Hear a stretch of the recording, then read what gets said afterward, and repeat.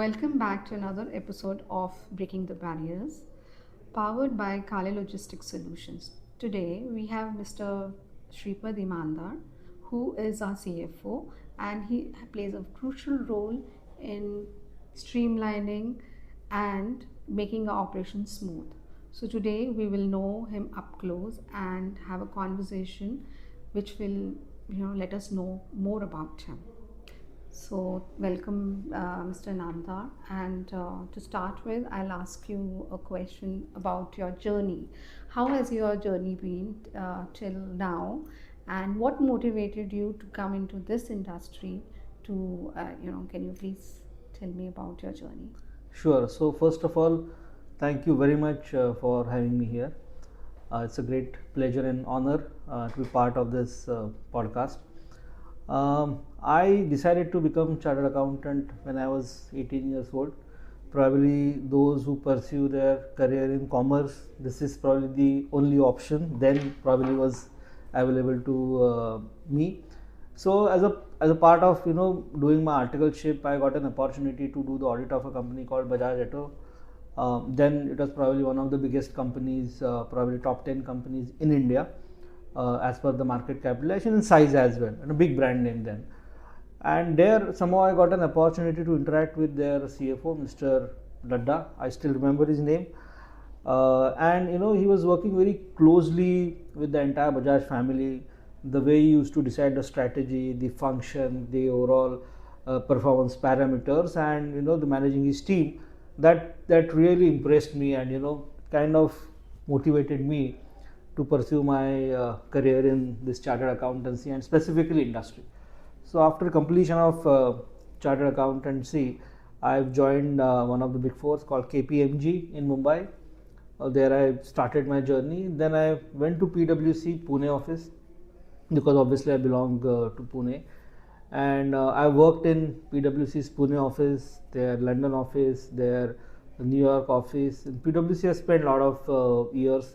Initially I was doing the statutory audit, so I've managed the big audits of companies like Honeywell, and then Zensar, and so many other listed companies. So that really helped me to shape my career. Last couple of years I was also doing the due diligence in PwC, and from there I got an opportunity to work in the industry as head of the finance in one of the functions, and from there I worked as a head of finance in a software services company.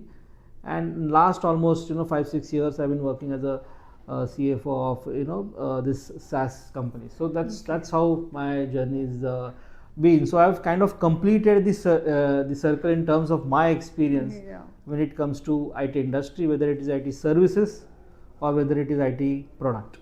That's really interesting, because I think you have you had a very not only interesting but a very long journey where you are, and I'm sure there's a lot of hard work involved in that. Absolutely. So coming up to my next question, so finances has a lot of to do with the risk, So how do you manage risk in our organization? Because whatever decision is taken, there's always a risk. So finance and risk, they work together. So how do you manage that? So it's a very interesting question, and today it is such a dynamic environment, and then any organization who is operating in this environment, there is a huge risk associated with anything that you do. Just to give an example, today, with this evolution of IT, AI, our product can very quickly become obsolete, and any startup can in a given day can really thrash your market, or then there is a significant competition, or people are trying to compete with us in different segments in different parts of the world, or there could be an IT risk, IT security related risk, wherein there is a data security attack, and then we have to also comply with the GDPRs, and so many data protection related acts across the globe. So obviously we as an organization are kind of geared up to handle this risk. We're investing in a big time in AI, and we have started our specialized center in Pune, where target is to recruit at least 100 odd good quality IT engineers to who will kind of work on this AI, this agentification, and will take our product to a next level. and should be sort of way ahead in terms of our competition. Also this year we are trying to recruit people in different parts of the world, so almost 15-20 new feet on the street across the globe, to really ensure that we have a presence, sales presence in most of the parts of the world, and we are really trying to push our sales engine very very hard. Very recently we were able to get the SOC 2 SOC 1 certification done to sort of protect ourselves on this IT and data security things. But when it comes to other routine workflows, specifically related to finance, there are many other risks which could be operational risk, like risk related to the compliance. So obviously we have now a robust compliance framework in place, typical maker checker concept, and a lot of tools implemented, good consultants in place to ensure that that compliance risk is kind of taken care of, trying to design all the workflows and controls in a automated environment, so that so there is no risk, or the risk related to the operations is reduced to the extent possible. And that's how we are kind of trying to mitigate the risk which as an organization we are trying to face. We have a very strong AOP annual operating plan practice in place, which is kind of approved by the board, and we have to operate within that framework. So that's a very important sort of a mitigating control in place, wherein anything and everything is approved by the board, we have to finally deliver. So that is kind of a push at an org level to ensure that we have a targets in place, and if someone is not able to meet those targets, then obviously it is flagged at the right level. And that is also my responsibility, one of my responsibilities, to ensure that if the AOP is not adhered to, then we flag it to the board, to the entire org. And right now everyone is absolutely focused to deliver that AOP. One more aspect related to that, we also track the cash burn on a monthly basis. The accounts receivable, ensure that it's tracked on a monthly basis, on a weekly basis, to ensure that cash is coming to our bank account ASAP as soon as we raise the invoice. Again, very important thing, we have right now a Power BI dashboard in place to track the gross margins, and that's how we really try and mitigate the risks right now, that whether it is strategic risk or whether it is operational risk, finance is playing a pivotal role in managing that risk. So what I understand from you telling me is that technology has a very big role to play in this. So coming back to because technology is a big part of Kale also. So how is technology helping you in all these functions that you are doing?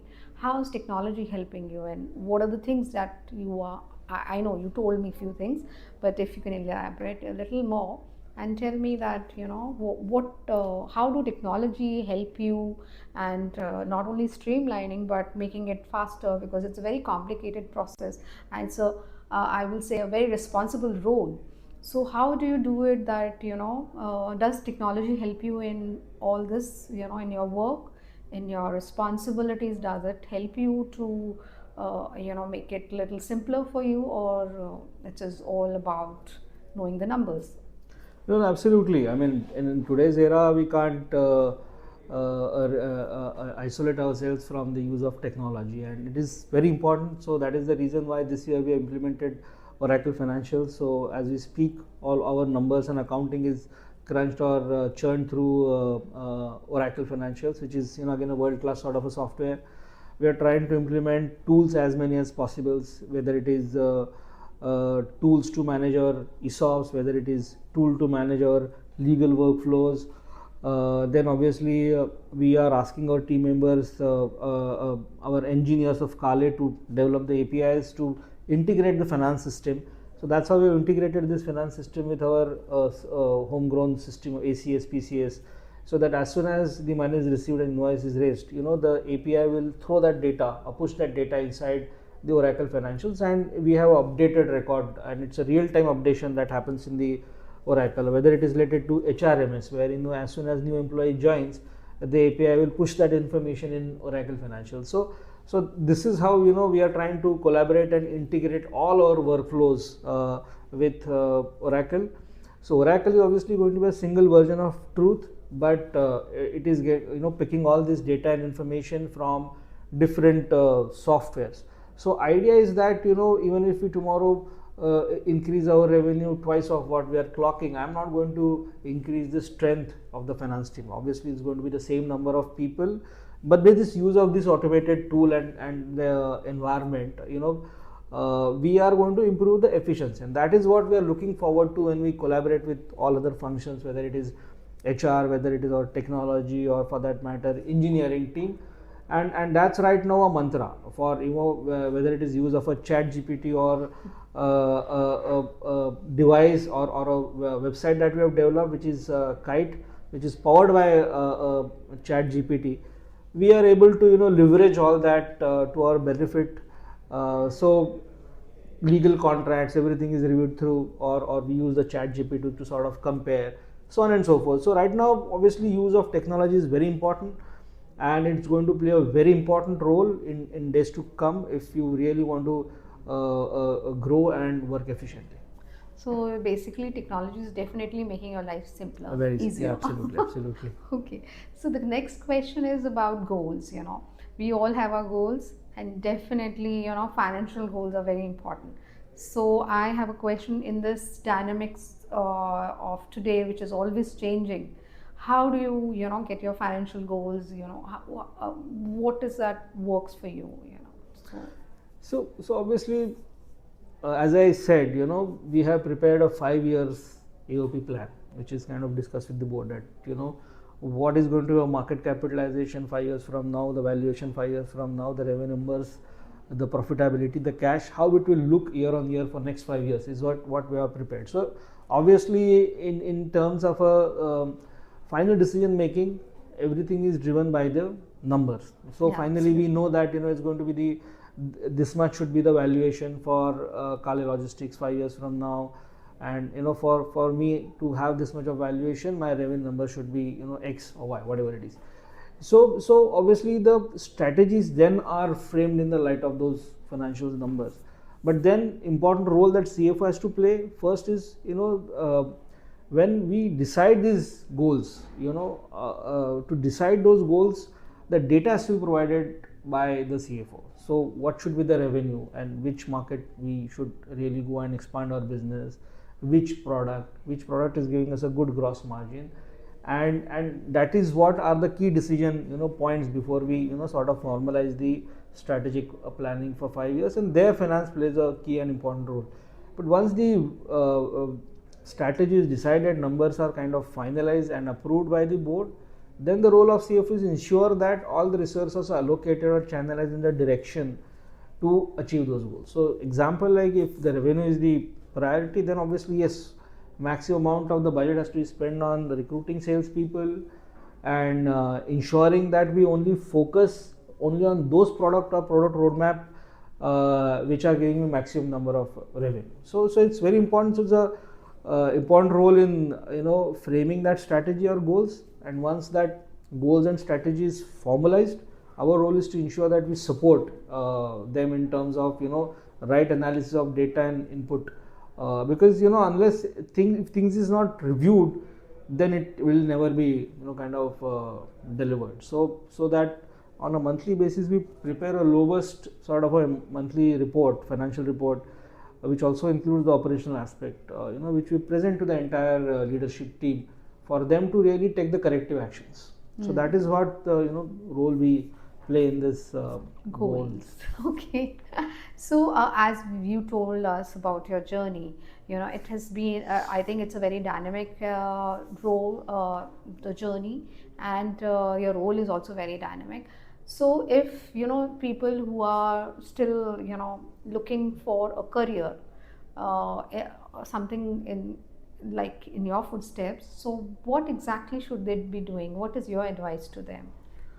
So at least I have enjoyed my entire journey till date, and I am enjoying my every bit of work that I am doing right now in Kale Logistics. So I will obviously recommend That's why somehow I was able to convince my daughter also to pursue chartered accountancy. Oh, great. So we have- basically, yeah, if you really and obviously working in the industry is not only the option available, but very important that if you really want to pursue your goal in finance, the most important thing is you must complete chartered accountancy. Without doing a chartered accountancy, you can't become so successful in this financial area. That is what I would say. And then obviously, yes, you have to keep yourself updated. Just to give an example, when I completed my chartered accountancy long back in 2001, there were only 15 accounting standards, and then there are almost 20 more got rolled out. We were doing Indian accounting standards. Now there is IFRS, which is the International Financial Reporting Standards. Okay. So each standard would run into at least 400 pages, and there are such 50 standards which one has to follow. When I completed, it was just excise and sales tax, and I had to really unlearn everything and relearn GST. Oh. So that process has to, obviously now everything is about AI. So if I tell today to the board or the investors that, hey, I'm not going to look at the AI or what the AI is doing or supporting us, then it's not going to work. So I really have to understand, what are the workflows that I can automate and how we can, improve the efficiency. Adding the headcount is not the solution, but then you have to, ensure that your workflows are automated in such a manner that you will produce the same results with more efficiency with lesser headcounts.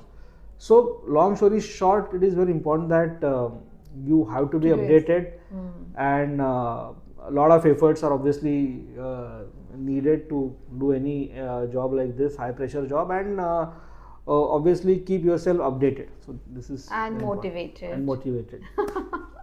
Yes, so that brings us to the end of such a interesting interview, and we really had good time. And for now, this is where we end, and see you again in another episode, and very soon. Thank you so much for joining in, and thank you so much, Mr. Inamdar. Thank you to so be much for part of giving me this opportunity. Thank you. Thank you.